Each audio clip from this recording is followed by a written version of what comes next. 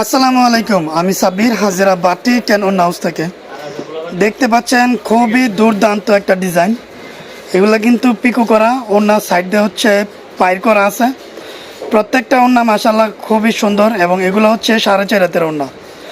প্রত্যেকটা ওন্নার রং কষে সম্পূর্ণ গ্যারান্টি আছে। আপনারা যারা এই ওন্নাগুলা আমার কাছ থেকে নিয়েছিলেন জানেন এই কাপড়ের কোয়ালিটি কেমন।